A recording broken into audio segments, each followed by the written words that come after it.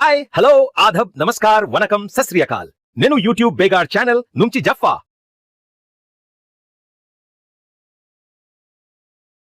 The girl friend movie ఇది రాహుల్ రవీంద్రన్ గారి direction లో దీక్షిత్ శెట్టి, రష్మిక మందాన గారు ముఖ్య పాత్రలుగా నటించిన ఈ చిత్రం. ఇందులో అను ఇమ్మాన్యుయల్ గారు అతిథి పాత్రను పోషించడం జరిగింది.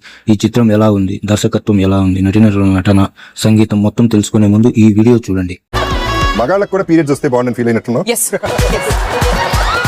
మగాళ్ళకి ఒక్కసారి వచ్చి అది ఎలా ఉంటుందో అర్థం చేసుకోవాలంటే అబ్బాయిలకి ఈ మాట మీరు ఏ సందర్భంలో అన్నారో ఏమో. ఒకవేళ మేల్ డామినేషన్ సొసైటీ సందర్భంలో గనక ఈ మాట అని ఉంటే, పుష్ప అద్భుతమైన సినిమా. సుకుమార్ గారి దర్శకత్వం వహించిన ఈ సినిమాలో భర్త స్మగ్లింగ్ చేసి ఎర్రచందనం మమ్మీ ఇంటికి వస్తుంటే ఇంటికి వచ్చే అతిథులకి ఏం వండాలి, భర్తకి ఏం వండి పెట్టాలి అని చెప్పి చేసే పాత్ర శ్రీవల్లి మీరే నటించారు. ఇంకో చిత్రం యానిమల్.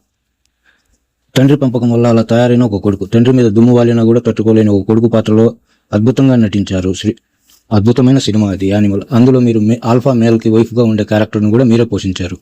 అంటే మీరు డబ్బుల కోసం ఎంటర్టైన్మెంట్ పేరుతో జనాల మీద ఇటువంటి సినిమాలు వదిలేసి తర్వాత ఆడదాని కష్టాలు కూడా సమాజానికి తెలియాలి అని చెప్తున్నారంటే మీ ఏ ఉద్దేశంతో ఉన్నారో ఏమో, అది మీకే తెలియాలి.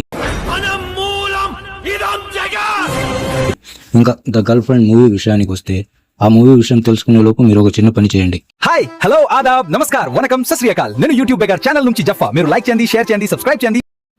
ది గర్ల్ ఫ్రెండ్ మూవీ పేరుకే ఫీమేల్ సెంట్రిక్ స్టోరీ, కానీ ఇది అందరూ చూడాల్సిన సినిమా. కుటుంబంలో తల్లిదండ్రులు, పిల్లలు, మనం పిల్లల్ని ఏ విధంగా పెంచుతున్నామో తల్లిదండ్రులు అర్థం చేసుకోవాలి.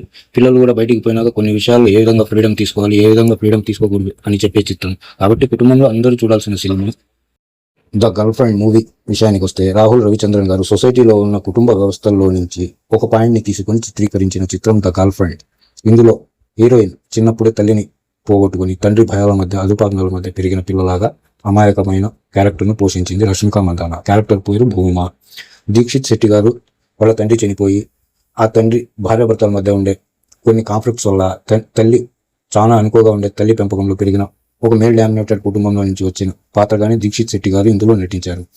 ఇది మొత్తం పీజీ కాలేజ్లో జరిగే ఒక పోస్ట్ గ్రాడ్యుయేషన్ స్టూడెంట్స్ మధ్య జరిగే కథలాగా ఈ చిత్రీకరణ ఉంటుంది. పీజీ కాలేజ్లో రష్మిక గారు జాయిన్ అయినాక హీరో పరిచయం అయ్యాక వాళ్ళిద్దరి మధ్య జరిగే కొన్ని సంఘటనల వల్ల ఆ కాలేజ్లో ఉండే ఫ్రెండ్స్ దాన్ని ప్రేమగా చిత్రీకరించేస్తారు.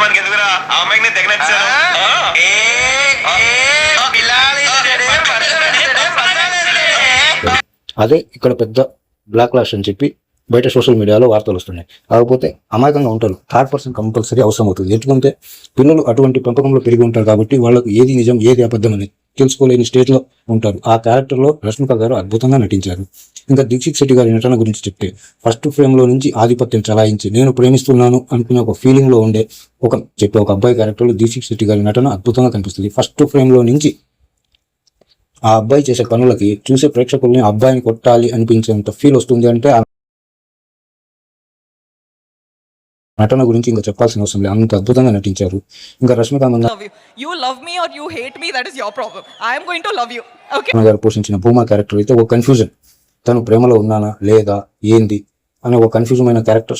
ఫిలిం స్టార్ట్ నుంచి ఎండింగ్ వరకు అదే క్యారెక్టర్ను అదే టెంపోను కంటిన్యూ చేస్తారు. రష్మిక మందాన కూడా అద్భుతంగా నటించారు. ఈ సినిమాలో అను ఇమ్మాన్యుయల్ గారు ఒక ముఖ్యమైన రోల్ని పోషించారు. ఆ రోల్ ఏంటంటే హీరోయిన్ కి ఒక కీ పాయింట్ ఇచ్చిపోవడం. నువ్వు ఆనందంగా ఉన్నావా, నువ్వు నిన్ను కోల్పోతున్నావా లేదా అని తెలుసుకునే అని పాయింట్ చెప్పడానికి వచ్చే ఒక క్యారెక్టర్ కింద అను ఇమ్మాన్యుయల్ గారు అద్భుతంగా నటించారు. ఇంకా రాహుల్ రమేష్, రుక్మిణి గారికి స్క్రీన్ టైం తక్కువ ఉన్నా కూడా వాళ్ళకి ఇచ్చిన పాత్రలు అద్భుతంగా పోషించారు. ఇంకా మ్యూజిక్ విషయానికి వస్తే అన్ని గొప్పగానే ఉండే. మ్యూజిక్, స్క్రీన్ ప్లే అన్ని గొప్పగా ఉండేవి. కాకపోతే సొసైటీలో ఉండే మేల్ డామినేషన్స్, కుటుంబ వ్యవస్థల్లో నుంచి వచ్చిన ఇద్దరు ఒక ఆడ మగ ఏ విధంగా ఉంటారు అనేది ఈ చిత్రీకరణ మెయిన్ ఉద్దేశం. ఆ కుటుంబ బంధాల్లో నుంచి, అజమాయిషీలో నుంచి బయటపడే ఒక అమ్మాయిగా రష్మిక మందాన భూమా క్యారెక్టర్ అనేది కనబడుతుంది. లాస్ట్ ఎండింగ్ వచ్చేసరికి సూపర్ హైప్ పాయింట్ ఇచ్చి వదిలిపెడతారు ఈ మూవీని.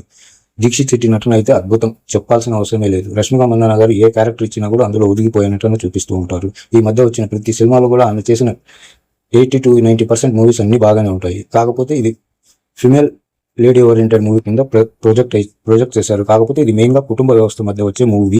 ఈ మూవీ విషయానికి వస్తే నా పాయింట్ ఆఫ్ వ్యూలో ఇది ఫీమేల్ లీడ్ సెంట్రిక్ స్టోరీ ఏం కాదు, కుటుంబ వ్యవస్థల స్టోరీ. ఇది మన సొసైటీలో ఎన్ని రకాల కుటుంబ వ్యవస్థలు ఉన్నాయి, అందులో ఒక రకం మేల్ డామినేటెడ్ ఉన్న కుటుంబ వ్యవస్థల్లో నుంచి వచ్చిన స్టోరీ ఇది. ఇది కుటుంబ వ్యవస్థలని తల్లిదండ్రులు చూడాలి, ఎదిగే పిల్లలు అందరూ చూడాలని నా పాయింట్ ఆఫ్ వ్యూలో.